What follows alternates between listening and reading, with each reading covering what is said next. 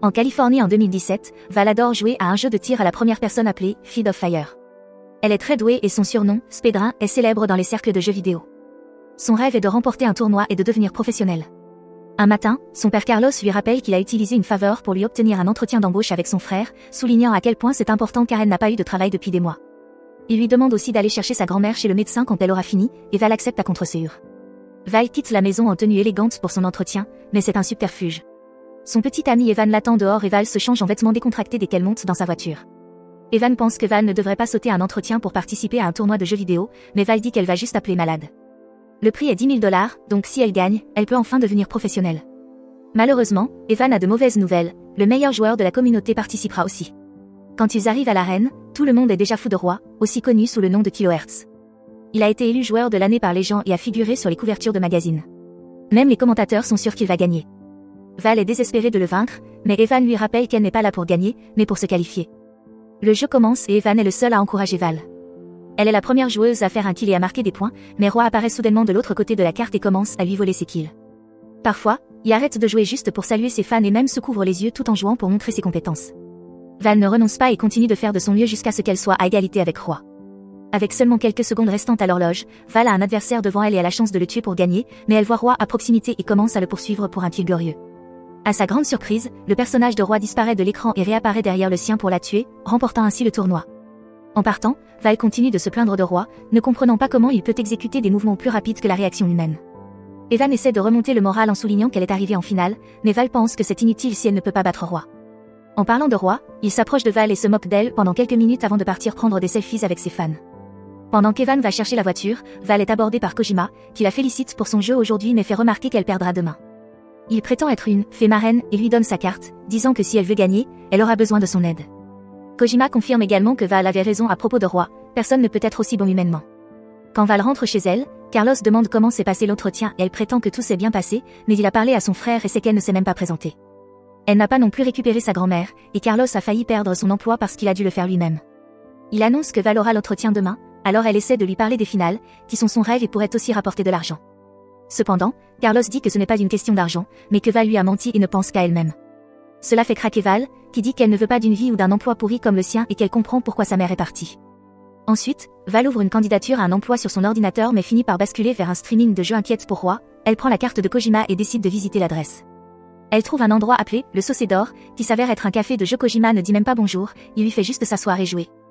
Val choisit un jeu de tir intense au niveau de difficulté le plus élevé, donc elle perd en quelques secondes. Ensuite, Kojima lui dit de prendre une gorgée des Impulse 9, que Val pense être une boisson énergétique. Quand il ouvre la bouteille, le bruit de gazéification fait tourner la tête de tout le monde vers lui. Kojima promet que c'est une boisson normale et en verse dans le capuchon pour elle. Quand Val le boit, elle sent son cerveau changer complètement, ses sens sont aiguisés et son temps de réaction atteint une vitesse incroyable. Maintenant, elle peut battre le jeu difficile sans perdre une seule vie. Quelques instants plus tard, Val revient à elle et se retrouve à une table avec Kojima, qui explique que l'Impulse 9 étire le temps. Plus c'est étiré, plus ça claque fort au retour, et Val a été inconsciente pendant 1 heure. Kojima peut lui vendre une bouteille d'Impulse 9 pour 500 $, mais c'est tout l'argent qui lui reste, sans compter que ce serait de la triche. Kojima souligne que Roy ne trouve pas sa malle et répond à son appel pour lui vendre plus d'Impulse. Après avoir vu tous les scores élevés qu'elle a obtenus avec une simple gorgée, elle décide de l'acheter. Le lendemain, Val prend une gorgée d'Impulse 9 avant le début du tournoi. Le temps ralentit pour elle dès que le jeu commence, et elle peut éliminer ses adversaires sans difficulté. Malheureusement, Roy continue de boire de l'Impulse 9 et ne tarde pas à la rattraper, puis à la dépasser de quelques points. Bientôt, les effets d'Impulse 9 disparaissent pour Val, qui est si désespérée de gagner qu'elle finit par boire toute la bouteille. Avec ses réflexes plus rapides que jamais, Val tue le personnage de Roy et remporte le tournoi. Les effets d'une telle quantité d'Impulse 9 durent bien plus longtemps, et Val se réveille pour découvrir qu'elle est en l'an 2029 AI, ce qui signifie « après Impulse ». Elle vit dans une vieille maison sale avec 3 enfants qui l'appellent « maman », et le choc la fait vomir. Quand son mari Evan essaie de voir si elle va bien, elle s'enfuit dehors et découvre qu'il s'agit d'un futur post-apocalyptique où les gens vivent dans la rue et utilisent des toilettes chimiques. Evan la rattrape pour lui donner un masque à gaz avant de rappeler aux enfants qu'il est l'heure d'étudier. Pendant que le couple emmène les enfants à l'école, Evan rappelle à Val leur corvée, ils doivent alterner entre chercher des provisions dans les terres désolées et surveiller la porte. L'un des enfants ramasse une crotte de chien séchée en pensant que c'est un joli caillou et demande à Val de la garder pour qu'elle puisse la récupérer après la classe. L'école s'avère être un professeur avec quelques tables au milieu de la rue. L'enseignant apprend aux enfants que s'ils voient un lézard de la mort, ils doivent courir et se cacher. Val veut parler à Evan de cette situation étrange, mais elle est interrompue par une voisine qui l'appelle « shérif ». La femme explique qu'un autre voisin est revenu à lui après avoir pris de l'impulse la nuit dernière et ne se souvient plus des 8 dernières années de sa vie. Le député Dan traîne cet homme hors de sa tente et l'appelle un pulsé, ce qui pousse Evan à l'insulter. Il s'avère que les pulsés sont des personnes qui ont trop bu d'un pulse et sont devenues inutiles, ce qui a causé l'apocalypse. Le président était aussi impulsé et est revenu à lui avec son doigt sur le bouton nucléaire. Evan veut frapper le gars, mais Dan l'arrête et demande des ordres à Val, puisque l'homme n'a aucune compétence utile. Toujours confuse, Val dit à Dan de le chasser de la ville. Ensuite, Evan veut savoir ce que Val voulait lui dire, mais elle ne veut pas être expulsée, alors elle prétend qu'elle a juste mal au ventre. Evan révèle qu'ils ont mangé des scarabées la nuit dernière, tandis que Dan pousse le pulsé hors de la ville et ferme la porte. À ce moment-là, l'alarme météorologique retentit et tout le monde met son masque à gaz. Plus tard, chez elle, Val panique parce qu'elle ne sait pas quoi faire avec un bébé. Elle pense appeler son père à l'aide, mais il est déjà mort et ses cendres sont dans une urne à côté.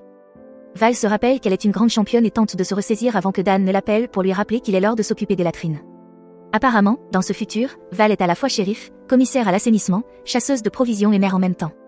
Val passe le reste de la journée à nettoyer les toilettes, ce qui la laisse épuisée. Mais quand elle rentre chez elle, elle ne peut pas se reposer, car elle doit s'occuper des enfants pendant qu'Evan surveille la porte. Les jours passent avec la même routine, et Val en a assez. Parfois, elle doit aussi surveiller la porte, ce qui signifie fixer le vide pendant des heures. Il y a aussi la lessive, pédaler sur un vélo pour recharger le générateur et manger de la nourriture infecte. Les enfants essaient de créer un lien avec elle et lui offrent même un dessin d'elle, mais elle reste froide et distante. Une nuit, Val rentre chez elle et découvre Field of Fire sur la télévision. Il s'avère qu'Evan pédale sur un vélo pour alimenter la console de jeu et organiser une soirée gaming une fois par mois. Au lieu de dormir avant son prochain service, Val montre à ses enfants à quel point elle est une joueuse incroyable et leur apprend même à jouer, ce qui lui permet enfin de créer un lien avec eux. Quelques heures plus tard, Val joue toujours avec les enfants parce qu'elle a oublié de prendre son tour de garde à la porte. Evan arrive pour l'informer que personne n'était là pour ouvrir la porte à Dan et qu'il a été tué par un lézard de la mort. La femme de Dan hurle sur Val avant qu'Evan ne lui rappelle que c'est toujours son tour, alors Val doit maintenant rester à la porte et faire face à sa culpabilité. Le matin, Val dit à Evan qu'elle n'en peut plus. S'il travaille toute la journée et que prendre une pause est puni, alors elle ne voit plus l'intérêt de vivre. Evan tente de la réconforter en lui disant qu'elle a été l'épouse et la mère la plus incroyable, sans parler de sa responsabilité, donc elle ne devrait pas laisser une seule erreur la détruire. Mais cela ne suffit pas pour Val. Elle attend qu'Evan parte avant d'emballer quelques affaires et d'écrire une lettre d'adieu. Evan se réveille pour découvrir que sa femme est partie et lit la lettre, où elle avoue qu'elle était une pulsée. Elle s'excuse et admet que les pulsés n'ont pas leur place dans une société civilisée, c'est pourquoi elle est partie. Pendant ce temps, Val marche à travers les terres désolées et trouve les corps d'autres pulsés. Après des heures d'errance sous un soleil brûlant, elle est choquée de découvrir le gold saucé, qui n'est plus aussi brillant et neuf qu'avant. Pourtant, Kojima est toujours à l'intérieur, exactement comme 12 ans auparavant, et il maintient le magasin en fonctionnement grâce à des panneaux solaires. Val lui crie dessus pour avoir ruiné sa vie, mais Kojima lui répond qu'il ne fait pas de remboursement, seulement des crédits en magasin. Il sort une énorme bouteille d'Impulse 9, disant qu'elle peut la boire en entier et rester dans la boutique à jouer aux jeux vidéo jusqu'à sa mort, ce qui est une vie meilleure que celle qu'elle a maintenant. Val accepte l'offre et s'assoit pour jouer, mais à cet instant, elle se souvient du dessin de sa fille et remarque qu'il porte l'inscription « Mon héros » dans un coin. En repensant à tout ce que sa famille lui a dit, Val décide de retourner en ville. Plus tard, devant la porte, Evan refuse de l'ouvrir et lui dit de partir, convaincu qu'elle est seulement revenue parce que les terres désolées sont encore pires que la vie en ville. Val glisse le dessin sous la porte et explique qu'elle veut être la personne que ses enfants pensent qu'elle est. Elle promet de faire toutes les corvées, de prendre des tours de garde double et de faire tout ce qu'il faudra pour arranger les choses. Cependant, c'est difficile pour Evan, car elle ne se souvient pas des 12 dernières années de leur vie commune. Le moment est interrompu lorsqu'ils entendent des tirs au loin. Evan crie que les lézards de la mort arrivent et les alarmes se déclenchent, ce qui permet à Val de s'infiltrer pendant qu'Evan part chercher leurs enfants. Tout le monde en ville panique et emballe le strict nécessaire pour se cacher dans le ravin, car ils n'ont personne pour les protéger, leur adjoint est mort et leur shérif est une accro à l'impulse. S'il ne fuit pas, les lézards les tueront. Ne voulant pas perdre son foyer, Val rejoint sa famille et leur dit de se cacher pendant qu'elle fait son travail. Val se dirige alors vers la porte et prépare quelques éléments comme des barils de carburant et la grande bouteille d'Impulse 9. Les lézards arrivent dans un camion, et Val est surprise de voir que Roy est leur chef. Il la reconnaît aussi et se moque d'elle en décrivant comment son gang va la dévorer, elle et sa famille. Soudain, Val jette la bouteille d'Impulse et Roy réalise qu'elle l'a entièrement bu. Le gang se prépare à attaquer, mais Val est désormais bien plus rapide et tire sur les barils pour provoquer une énorme explosion. Elle abat un gangster qui est projeté en l'air, tandis qu'un autre meurt à cause de sa propre grenade. Val continue à tirer et élimine plusieurs ennemis, mais une balle perdue de l'adversaire l'atteint à l'épaule, la faisant tomber. Elle parvient tout de même à abattre le dernier gangster avant de baisser la main lorsque Roy tire à son tour. Il s'apprête à lui porter le coup fatal, mais Val esquive et riposte, le tuant enfin. Après cela, Val tire une fusée de détresse pour signaler aux autres que la ville est sauvée. Puis elle meurt, tenant toujours dans sa main le dessin de sa fille.